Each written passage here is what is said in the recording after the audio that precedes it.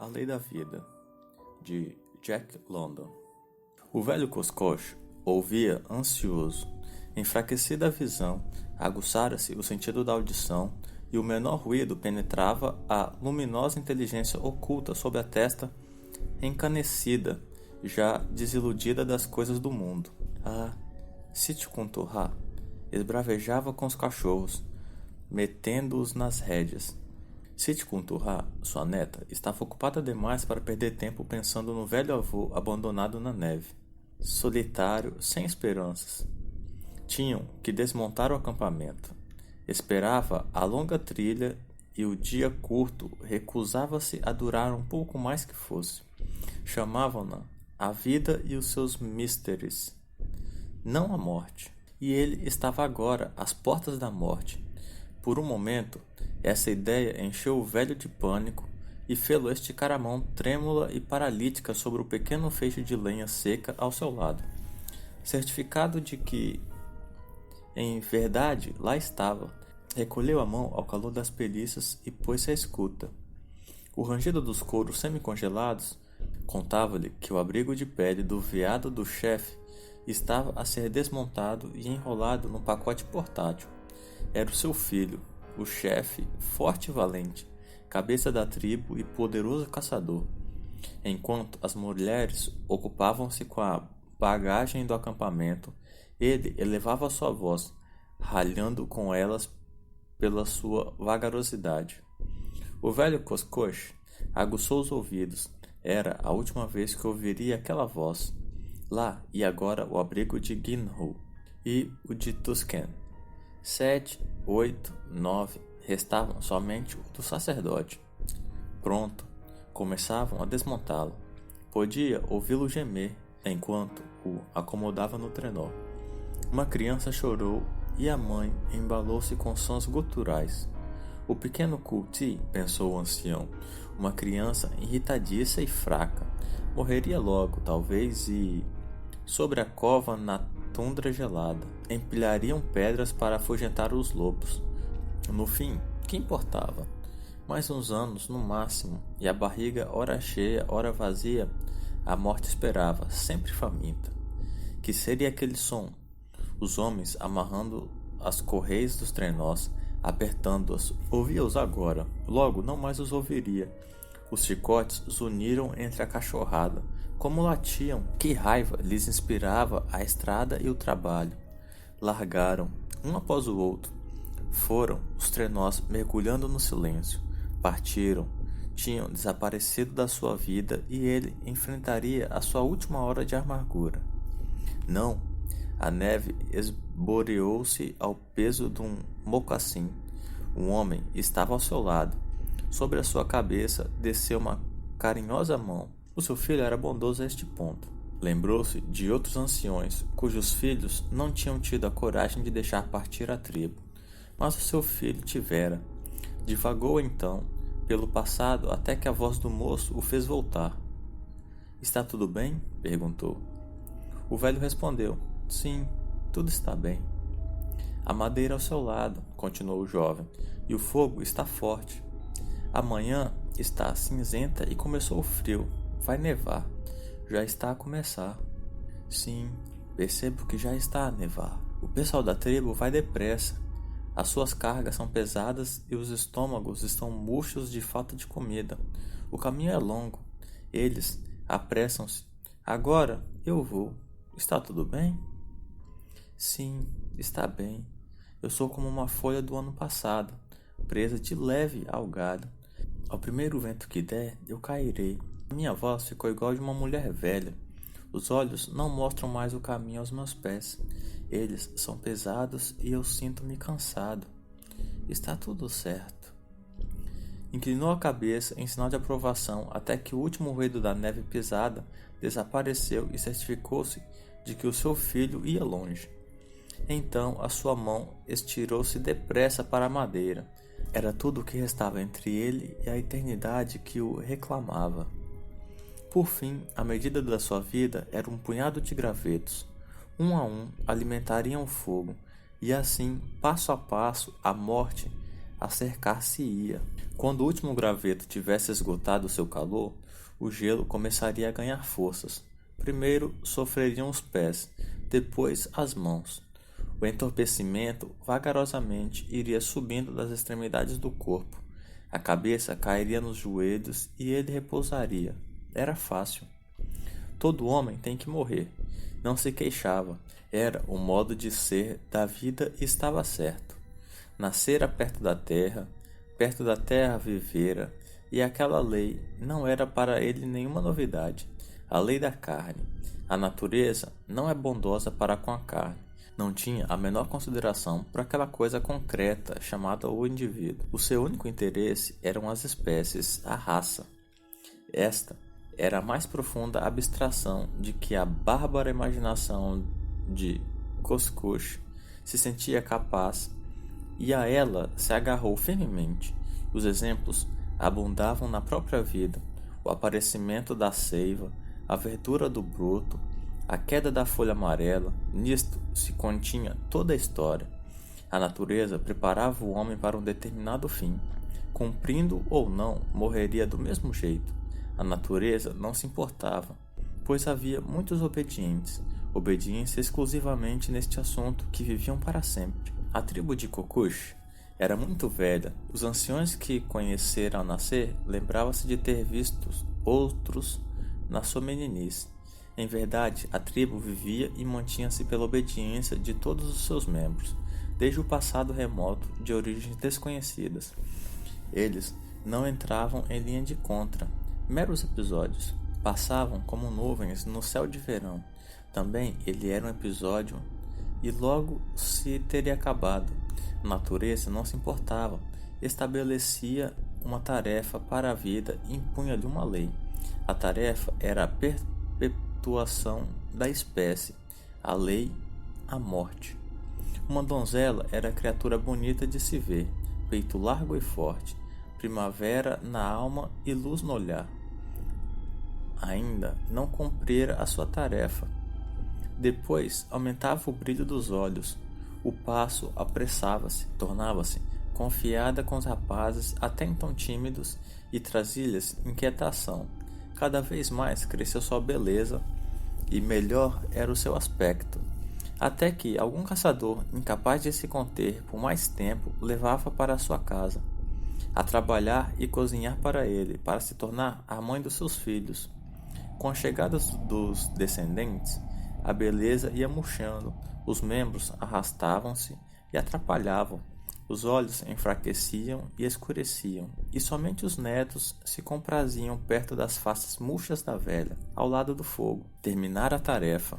Dentro de pouco, ao primeiro sinal da fome ou a iniciar-se qualquer viagem mais longa, seria abandonada, como ele próprio, na neve, como um pequeno feixe de lenha. Era a lei. Colocou cuidadosamente mais um graveto ao fogo e resumiu as suas meditações. Era o mesmo de sempre, com todas as coisas. Os mosquitos desapareciam com as primeiras neves. O pequeno esquilo arrastava-se para morrer. Quando a idade avançava, o coelho tornava-se pesado e vagaroso e não mais podia escapulir dos seus inimigos. Até os grandes cara pelada ficavam desmanzelados, cegos e briguentos, para no fim serem sobrepujados por um punhado de filhotes barulhentos. Lembrava-se de como abandonara o seu próprio pai, num lugar distante do Klondike, no inverno, exatamente no inverno anterior à chegada do missionário com seus livros e sua caixa de remédios. Muitas vezes lambera os lábios à lembrança daquela caixa, embora agora eles não mais se umedecessem. O tirador fora muito bom, mas no fim das contas o missionário era uma amolação, pois não trazia alimento ao acampamento e comia desesperadamente. Os caçadores começaram a murmurar. Terminara por gelar os pulmões numa divisa perto de maio, e os cachorros tinham derrubado as pedras com o focinho para brigarem pelos seus ossos. Koskos pôs mais lenha ao lume e mergulhou de novo no passado. Recordou-se da grande fome, quando os velhos se amontoavam de barriga vazia perto do fogo e relatavam histórias antigas de quando Yukon correra livremente por 3 invernos e depois se congelara por 3 verões. Naquela ocasião, perdera sua mãe. A pesca do salmão no verão fracassara e a tribo esperava o inverno e a chegada dos caribus. Mas veio a estação e nada de caça. Nunca se ouvira contar de algo semelhante, nem mesmo os anciões. Os caribus não apareceram, e era o 7º ano. Os coelhos não tinham dado crias, os cachorros não passavam de feixes de ossos. Através da longa escuridão, as crianças choravam e pareciam, assim como as mulheres e os velhos. Nem ao menos 1 em cada 10 dos componentes da tribo sobrevivera para enxergar o sol na primavera. Aquilo tinha sido fome. Felizmente, vira também épocas de fartura, quando a carne se estragava nas mãos, os cachorros engordavam e ficavam imprestáveis de obesos. Deixava-se a caça fugir sem tentar matá-la. As mulheres eram fecundas. Nas cabanas, meninos e meninas agitavam-se. Os homens, bem nutridos, começaram a relembrar antigas querelas e cruzaram a divisa ao sul para matar os peles e a oeste para poderem sentar ao lado das fogueiras de Tananás. Lembrou-se de que quando menino, numa época de fartura, ter visto um veado agarrado pelos lobos. Zingha observara junto a ele. Na neve, Zingha, que mais tarde se tornaria a mais hábil dos caçadores e terminaria por cair no buraco no Yukon, encontraram-no um mês depois, exatamente da maneira que caíra, metade para fora e congelado. Mas, quanto ao veado naquele dia, ele e Zingha tinham saído para caçar à maneira dos seus pais, no leito de um regato. Divisaram as pegadas frescas de um veado, junto com os rastros dos lobos. Zingha, hábil na leitura de vestidos de bichos, disse: "É um veado velho, que não pode acompanhar o passo do rebanho. Os lobos cortaram-lhe o caminho e não o deixarão em paz." Era certo. Assim era o que faziam, noite e dia, sem cessar, rosnando aos seus pés, avançando sobre o seu focinho, persegui-lo até o fim. Como ele e Zingha tinham ficado inquietos, o final seria coisa digna de ser vista. De pés ligeiros, seguiram a trilha, e até ele, Coscuche, de vista curta, perseguidor de caça, teria seguido perfeitamente. Tão largo que era, estava quase ao pé da caça, tendo a tragédia recém-escrita em cada passada. Chegaram ao lugar onde o veado fizera alto. A neve fora envolvida e pisada num espaço 3 vezes a altura de um corpo de homem. No meio havia as profundas impressões de caça perseguida e em volta, por todos os lados, as leves pegadas dos lobos. Enquanto uns atacavam a presa, outros se tinham deitado de lado para descansar.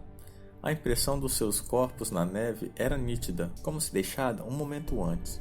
Um lobo fora apanhado num bote da vítima, enfurecida e pisoteada até morrer. Ossos esparsos o testemunhavam. Outra vez cessaram as pisadas de seus sapatos de neve numa segunda parada. Neste lugar, o grande animal lutara desesperadamente. Como atestava a neve, por 2 vezes fora derrubado e por 2 vezes sacudira longe os seus atacantes e ganhara de novo a estrada. Embora sua tarefa já tivesse sido cumprida, a vida continuava para ele um bem muito raro. Zingha disse que era estranho um veado, uma vez derrubado, levantar-se de novo, mas aquele de certo conseguira. Quando contasse ao sacerdote, ele de certo descobrira nisto presságios e milagres.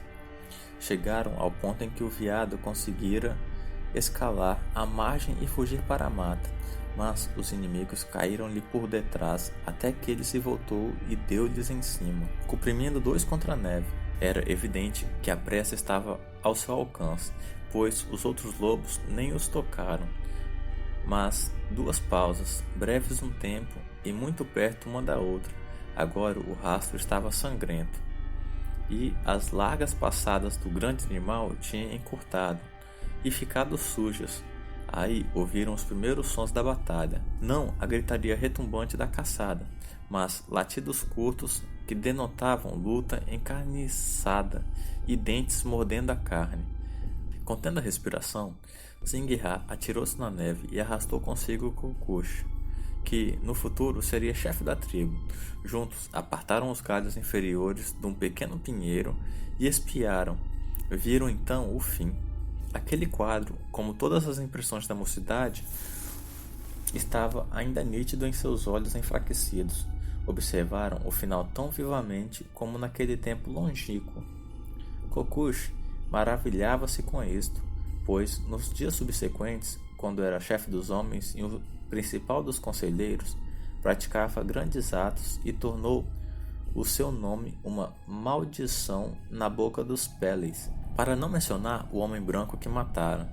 Faca contra faca, em luta aberta, ponderou tanto tempo sobre os dias da mocidade que o fogo diminuiu e o frio começou a castigá-lo ainda mais. Reacendeu com 2 gravetos desta vez e mediu o seu tempo de vida pelo que restava. Se Sitikuntaha tivesse se lembrado do avô e colhido uma abraçada maior, as suas horas teriam durado um pouco mais. Teria sido tão fácil, mas fora sempre criança descuidada e não honrava os seus ancestrais, desde que Biavé, neto de Zinghá, lançara os olhos nela. Bem, que importa? Ele próprio não fizera mesmo a mocidade.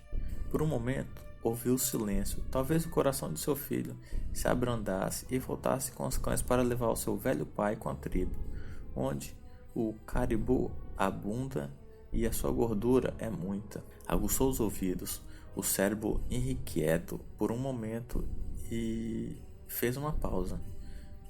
Nem um rumor, nada. Somente ele respirava no meio daquele silêncio. Era muito solitário. Ora, o que seria aquilo? Um arrepio correu-lhe o corpo. O uivo familiar quebrou o vácuo e estava bem perto. Em seguida, nos seus olhos obscurecidos, projetou-se a visão do gado, o velho veado macho, os flancos feridos e sangrentos, a crina perfurada, quebrada galhada, cabisbaixo e nas últimas arremetidas. Viu as reluzentes formas cinzentas, os olhos brilhantes, as línguas de fora, a baba escorrendo. O círculo inexorável ia se fechando até se tornar um ponto negro no meio da neve pisada. Um frio focinho chegou-se à sua face e, aquele contato, a sua alma imediatamente retornou ao presente. A sua mão avançou para o fogo e pegou uma acha em brasa. Vencido pelo medo hereditário do homem, o bruto retirou-se uivando em chamada dos seus irmãos. Avidamente, eles responderam até que uma roda de animais agachados, bocas salivando, fizeram-lhe cerco. O velho ouvia o círculo diminuindo sobre ele. Brandiu o tição desordenadamente e o resfolegar transformou-se em ganidos, mas os arquejantes brutos recusavam-se a espalhar-se. Agora um adiantou o corpo, arrastando a traseira, depois um segundo e um terceiro, mas nenhum se retraía. Por que se apegaria a ele a vida? Como esta pergunta deixou cair a acha em brasa sobre a neve. Chiando, apagou-se o fogo. O círculo grunhiu com inquietação, mas não desistiu, e de novo ouviu a última parada do velho veado. E, cansado, apoiou Kokush a cabeça nos joelhos. Que importava no fim das contas? Não era esta a lei da vida?